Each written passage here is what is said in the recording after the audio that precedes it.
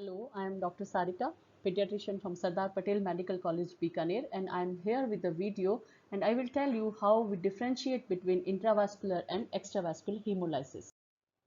So what is hemolysis? As you all know, normal lifespan of RBCs is 90 to 120 days. But if they are destroyed prematurely, then we call it as hemolysis. And an elevated reticulocyte count in a patient with anemia is very useful indicator of hemolysis. And it may be intravascular hemolysis or extravascular.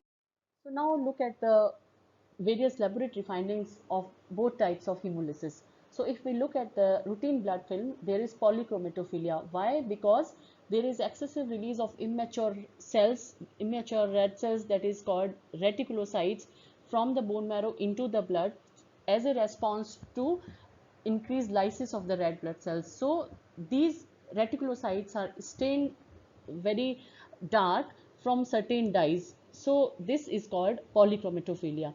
Then if we look at the reticulocyte count, it will also be increased in both the types of hemolysis. Then bone marrow as a response will increase the production of the red cells, so there will be erythroid hyperplasia in both the conditions. And serum bilirubin levels also will be increased in both the conditions, and that will be particularly unconjugated type of hyperbilirubinemia. Then if we look at the serum haptoglobin level, haptoglobin is a protein that is present in the plasma, and as the cells are lysed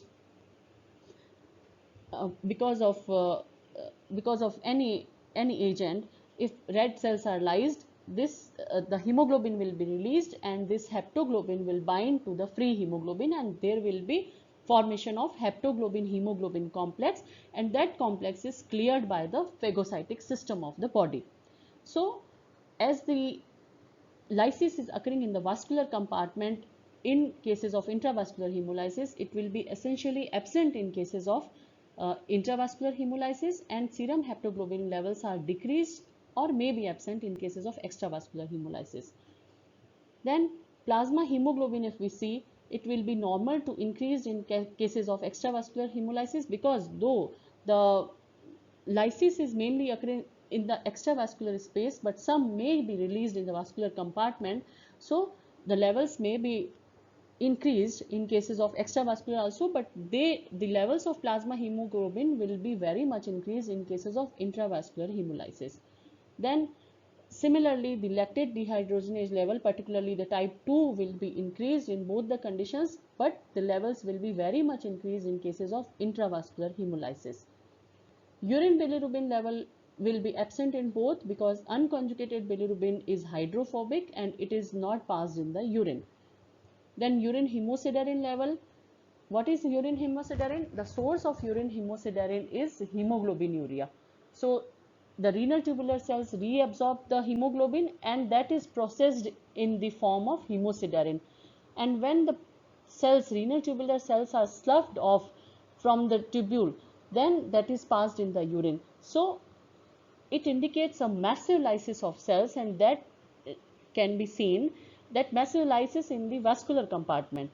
Okay, when it overwhelms the haptoglobin, when it overwhelms the reabsorption capacity, then the levels are very much increased. So hemoglobin also will be there in the urine, and the sloughed cells containing hemosiderin will also be present. So urine will be positive in cases of intravascular hemolysis for hemosiderin and hemoglobin. Then a very important thing which I want to tell you is that hemoglobinuria, which is there in cases of intravascular hemolysis, should be differentiated from hematuria and myoglobinuria, because all these three show a positive reaction with benzoline. Okay, so how do we differentiate? Hematuria, RBCs will be found in urine examination. In myoglobinuria and hemoglobinuria, what we do, that we centrifuge anticoagulated blood. So if plasma is found of a normal color, then it is a case of myoglobinuria, and if plasma is reddish brown, then it is a case of hemoglobinuria. Thank you very much for your listening, and like and share the video. Thank you so much.